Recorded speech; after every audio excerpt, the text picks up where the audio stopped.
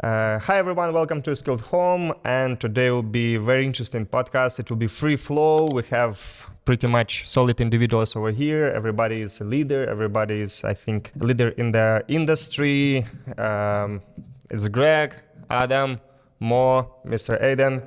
Everybody is here, and we will try to dig deep into personal motivation, why we're doing what we're doing, why people quitting from the things that they're doing, and how to keep them motivated, and how to find those triggers and drivers to keep them going. Mr. Aiden, sorry. Can you please give me, I hope you're not getting offended, it will give me a couple of times and I'll do it perfectly. Can you please give me an idea why usually people quit from, like for example, for us as a fitness professionals, we always get at the beginning of the January or whatever, people comes, I will do everything, and they quit. 99% of the students quit, 1% remain. Why people quit? I actually think it's a very simple answer. I think it's something the last couple of years I've become much more clear on, and it's lack of awareness. I think a lot of people try to change the behavior without the awareness, and they always end up falling back, because you often hear the brain doesn't care about your happiness. It cares about survival. It cares about saving energy. So it's always looking for the reflex. It's always looking for the habit. So when people have programmed habits and different things for years and years and years, I always say it takes more than a couple of conversations and meditations to fix decades of work.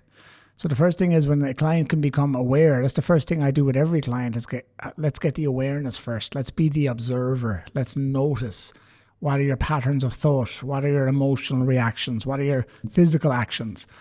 Everybody tries to go out and change first. That's why I need to get up early. Last 2 days, goes back to bed, stays in bed late. I need to be better with money. They do it for a while, then they stop. I'm not going to drink alcohol. They do it for a while, and then they stop. They're trying to change behavior based on something they think they want, without the awareness of who they are, why they're behaving like that in the first place. It's a lack of clarity, and that's the thing. I think most people aren't teaching that. They're trying to teach you how to change the behaviors, how to have more habits, how to have more discipline. I don't believe in that. I believe awareness is way more powerful than discipline. Because when you're fully aware, you're making a choice from that place of clarity, from truth. And unfortunately today, most people aren't. But it's good for me, I guess. I have a good business, But that's the mission, is to get the awareness back in people so that they realize they have the power to choose. But they have to find truth first. They have to have clarity. And then they have to have a vision, something that's going to pull them, to anchor them into action. Without that vision, again, it's temporary motivation, and that just doesn't last. Cool. And may I ask you more? For you, please. You also run in retreats and work with people, and you bring lots of influencers. You create masterminds also to dig deep and find you usually talk about purpose. Yeah, I think for me, and from the experience I have gone through, it goes back to the question of why. Simon Sinek talks about the why, and asking about our intentions about in every activity that we do in life is very important, but that goes back to whether or not we have that self-awareness. For example, in the retreat, my why is to create a community. It was about how do we really come as individuals who are looking forward to level up our game in life, whether that is mentally, emotionally, spiritually. And that's when we started talking about, let's come together and build these kind of small fragmented pieces and put them all together in an integrated retreat. And now this also happens in ballrooms when you go and you meet meetings. And I go to meetings sometimes and I'm like, what am I doing here? And I feel this whole question about what is my purpose in life often comes. And I don't necessarily always find the answer. It's like sometimes I feel the purpose is clear. And then as I go through a certain project and I get that aspiration done, I'm like, I lost the purpose. I lost the spark. So I'm also in that between of trying to find what is really a purpose, because I don't think a purpose is that thing that is one time figured out and it's fixated. It's something that it keeps evolving as I go. But I don't know if that answers your question. And like for me, I don't think so. There's an answer. There is only your personal experience. Right. And for example, that's what I wanted to ask next to Adam. For you, people usually come in pain, and they also keep quitting from the sessions. They go out from you without fixing the things, right? A lot. For sure, you have a lot of experience like that. Like they subscribe, they say, I'm in pain, help me. And then you set up a vision and they skip halfway through. also, what does it mean? They was not that aware, they didn't have a purpose, or it was only just to try? What do you I think? think it only happens when the people don't change the behavior. So the behavior is the main key. Like, if you want to fix something for good, you need to change how you're sitting, how you're standing, how you're walking. So like, if you don't change the bad behavior, what you learn over the time, you are not ready for change your mindset, the way how you program your movement, then you're gonna fall. Because like, fixing the body is not only that someone is gonna come and is doing the physical therapy for you, is gonna release the pressure and pain, but it's required from you. That's why I give people a lot of homework to do at home, as they need to constantly think how they standing, how they sitting. If 1 hour a day you're gonna only focus to do something for your body, doing corrective posture exercise, but then 8 hours you're sitting wrong in the desk, it's not gonna get you out of pain. So like, to be able to reach a success and fixing your pain, fixing your posture, you need to reprogram the way how you were standing, what you were doing wrong in your life. And then it's gonna get you to the point where you want to be. It's more, so I think it's much more like deeper into to be able to help someone. It's like, often people are in pain, like back pain, for example, and there is like a deep mental, even trauma. So like, fixing someone is gonna be like a lot of emotional thing. Yes, that's why I involve the therapy, which is focused on the beginning on breathing and releasing pressure what the people hold. Yes, and by activating diaphragm and releasing the pressure, it helps people to really fix a lot of mental trauma what they are holding, and then also a lot of work on the body and mind connection. And that is a step to be able to later on remove the pain, and then fixing alignment and strengthen the body in the correct way. I even heard that the people, when they fix the behavioral changes, they start to lose weight immediately just by themselves, because they like, I don't know, It's crazy. It's crazy. Like, the people come for my session, they sweat sometimes more than during cardio, because they're removing the pain, working on the fascia. It makes you a lot of effort, whether you can feel that you're burning, and you going, like, you probably discovered during the first session that was quite pain, but it was a pain which was like good pain, removing bad pain. And on the next day you feel even worse. But then it comes another day when you feel that gives me relief. Yeah, when you talk, I keep reflecting in my head. I was attending more retreat. It was in December. It was such a cool event. Lots of interesting speakers all over the world. And the guys was digging deep inside themselves. They was working on themselves. And, those experience, if you think this way, it was pretty, like, if you say, of course, it's courageous, but also intimidating. So, for example, talk with Aiden also, like, healing yourself, and like you say, when you heal yourself, everything else start to fix. Same when Mo was doing his retreat, the guys was digging deep, they was releasing emotional layers and everything. So let's step back and let's think, okay, we find out that lots of things going on, maybe we cannot stop at the moment, fix them one by one, but we're losing our purpose, we're losing our maybe sometimes consciousness, awareness, we're doing lots of things automatically. But to stop this routine and to go back to like inner self, everything, it's pretty intimidating, it's pretty scary. To meet yourself in the mirror, for example, we switch off the lights and everything, sit and look in yourself, and like you might go through very dark experience, right? So Aiden, what do you think? I'm sure you dealt with lots of people who was very scary to meet themselves. I think a lot of people struggle nowadays that they are too much time they're spending on Facebook or Instagram, yes? And I think it's not only bad for the health, but also for the mental. Mental, yeah. I mean, for the physical. Well, when we're talking, I keep breaking shoulders. I mean, the physiotherapy makes money when the people scrolling all the time, shoulder. I have clients as well, but however, I try to teach people, to find a time and correct that. If I want my clients achieve the success, yes, and correct the posture for good and solve the pain, I have to teach them to stay away from devices, at least use them in a correct way.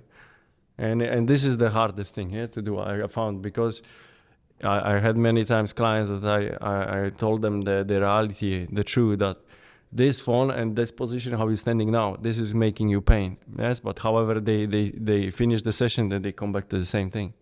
And this is what I say, like, this is what you need to reprogram. And this is the hardest, I think, for many people to understand that this certain thing makes you worse. True. And then don't you think, like, because when you talk, I think, like, for example, scrolling, why we're scrolling and do like other useless things is to make ourselves numb. it's pretty also sometimes you keep scrolling and the fingers just keep going through the Did you experience that when you were scrolling? You feel like it's coming like the tension and no, I 'cause feel I experienced something like that in my life, and this is not nice. yeah, I feel myself. I know that I'm losing time. I know that I'm doing something unproductive, but I want this period of unconscious. So what do you think? I feel it's my personal weakness, but I know people just keep doing it just to numb themselves from the reality. Is it like that? Yeah, again, it's distraction mode. It's just not wanting to face yourself. Like when you're ultimately feeling pain, feeling hurt, the mind is designed to protect you from that pain. So the mind wants to get you out of there. That's why some people, they can't handle difficult conversations. They can't handle just sitting with themselves because the emotion that's there is uncomfortable. It's pain, it's suffering, it's a version of suffering in some way. It could be thoughts, could be anxiety, could be the blues, could be sadness. And the mind just wants to get you out of there. And because the world wants you consuming everything else, big food, big pharma, big everything, it's all right there. It's so easy. But it requires a decision. Like if you don't have before actions come feelings. If you don't have enough reasons to stop, you're not going to stop. And that's why you have to be a seeker. You have to get clear on what's my vision. Like, don't you think it's when we step into this awareness and we know more what we are doing, it's a little bit lonely road. Like people will freak out from you, I think, at certain time. And obviously you need to change your... for us, it's good. We have good community. I mean, we build it, but for lots of people, community is not healthy. So they need to step out from their community. Like how many students for sure you have, Adam, I have, who say, I'm fine, but with the friends, we went to the restaurant, we eat, for example, the garbage and everything. So I say, okay, have a courage to step out from this community or meet them on some neutral territory where you don't need to share drinks or smokes or alcohols with them. So, but I think when the people see that the person start to work on themselves and start to dig deep and, as you said, search those initial motives, they start to a little bit step out from them. What do you think if people are too strict about their goal? For example, you're gonna find someone who wants to reach his goal and he's gonna be too strict with his diet, with not drinking, for example, not going on party, just staying on the line. And then for those type of people, it's gonna be hard to find a friends because, oh, you're not going with us on party, oh, you're not going to drink alcohol, you're not eating with us this kind of food, you're gonna eat the salad, yeah. For example, so you find sometimes even I found the situation that it was a couple, for example, the guy, he was too strict with his diet and the lady couldn't take it, and he was like, this guy is boring, for example. That's a great question, but the question is the identity. When the people liked you with that identity, whoever that person was that your real identity? Was part of that identity real?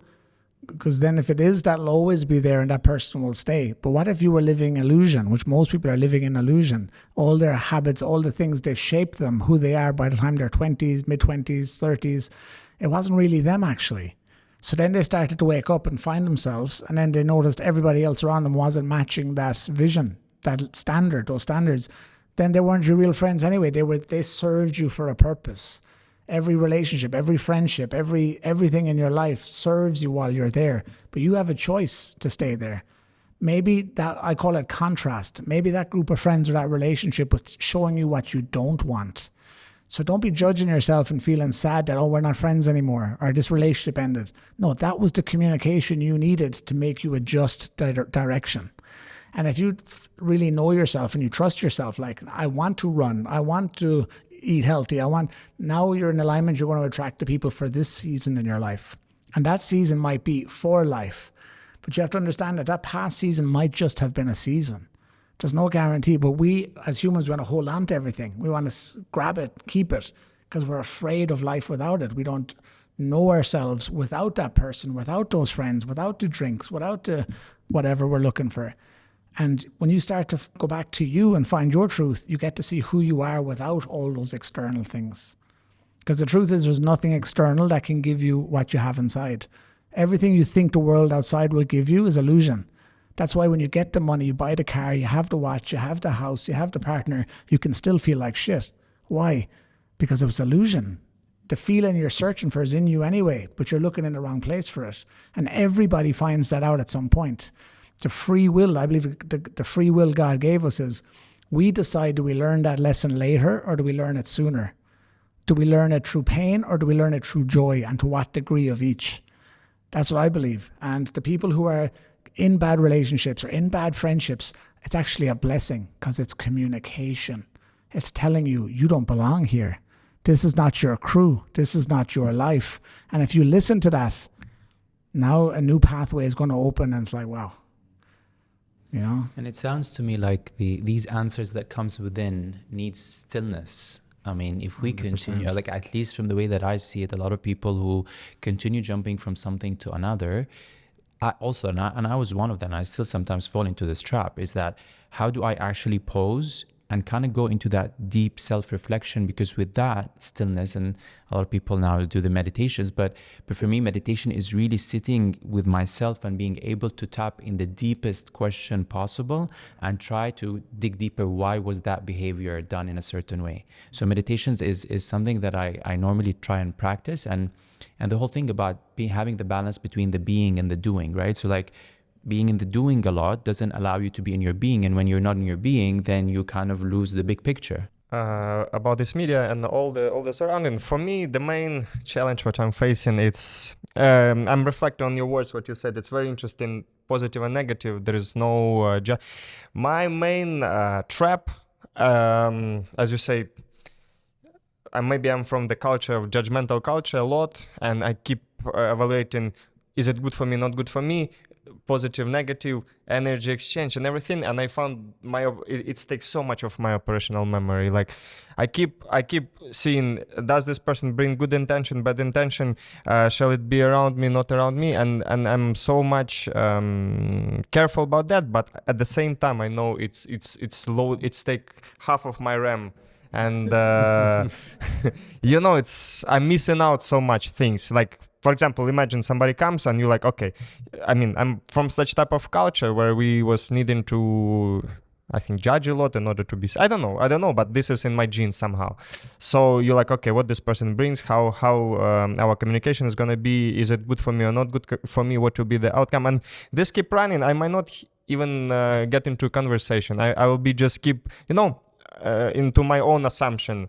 Then he'll answer for me something, and I'll keep going on in my own assumption. I will not even hear him. So big trouble of mine. So, but that's why, like, keep discussing. That's a good place to start for people, though. First, is it good for me? Is it bad for me? Like, it's a great place to start. Like, start there. Because if you're not listening at all and it's bad for you, you're going backwards. You're digging a hole deeper.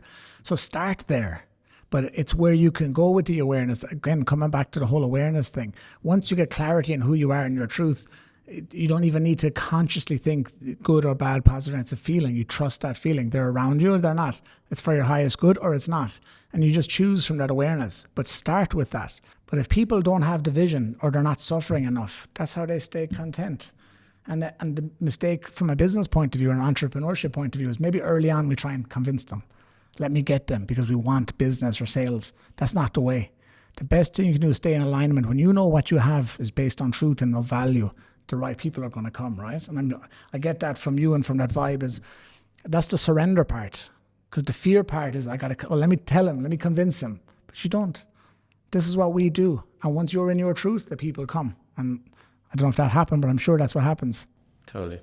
Yeah. So everything is simple here. That's what's crazy. It's simple. And Adam, did you felt with your students sometimes you, for example, you fix their problems and don't you think, okay, you fix, but they definitely get the same injury later on? I mean, they didn't fix those inner work and everything. You fix the back, you fix the posture, you let them go, and you know that probably they'll come to you back because...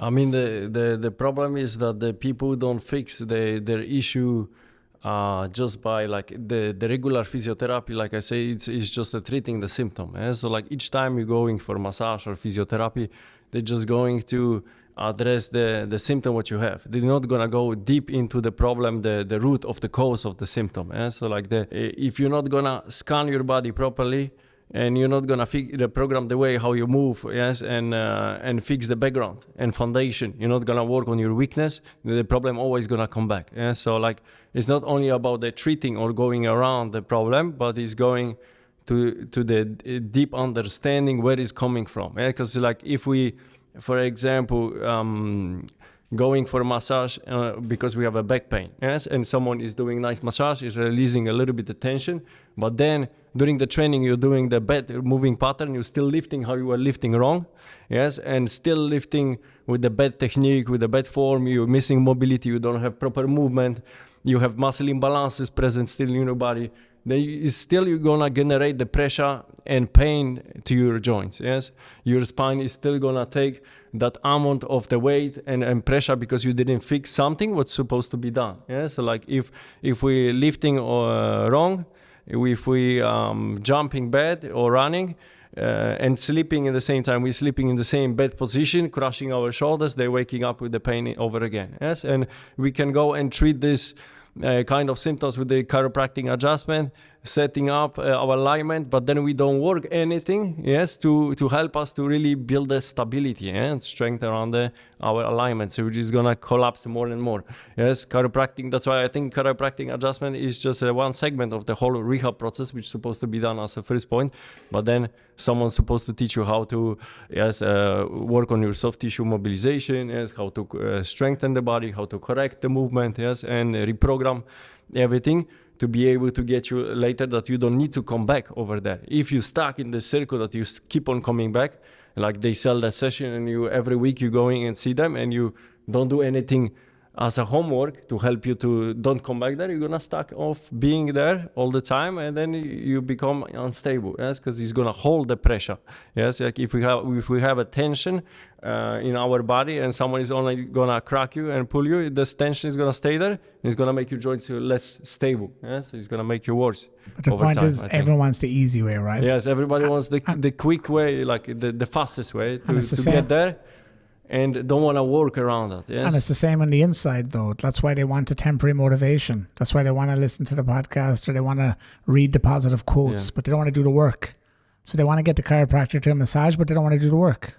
And that's well, we can't judge because we all have that to some degree. Yeah, that's why, like you said, awareness. Yeah? Like if people would be just aware, why it's better to actually do some extra work to help you to fix this problem for good. Yes, and then not just going on that easy way, that something which is going to give you quicker relief and you can come back, don't do anything else. I think that's why it's so important today that we take advantage of these vehicles to demonstrate the value. Because I think, like for me, I was very slow on the podcast, YouTube. Even 2013, 14, people said, you should be doing YouTube. And I was like, it's too late. 2014, I was saying that, and I was like, if I had done it then. But now I think we have to demonstrate, like your knowledge, what you're sharing, what we're doing here today. Like there's so many vehicles for us today to demonstrate the value. That is the good thing about the world we live in today. There's a lot of challenges and everything, but there's a great opportunity for people to really seek out. Because I don't know age-wise, but I think, remember when you were 12, 13, 14, it wasn't so accessible. Whereas now there's so much information available. There is a bit of diligence needed to separate the truth from other stuff. But at least now I think we have a responsibility to lead from the front by demonstrating it. I think podcasts are a great tool for that. So people can actually, like if they listen to you talk like that, they're like, that's me. I need to go and do it. Or maybe we said something like, that's me. But if you get that moment where like, that relates to me, that's your voice in, go do something about it.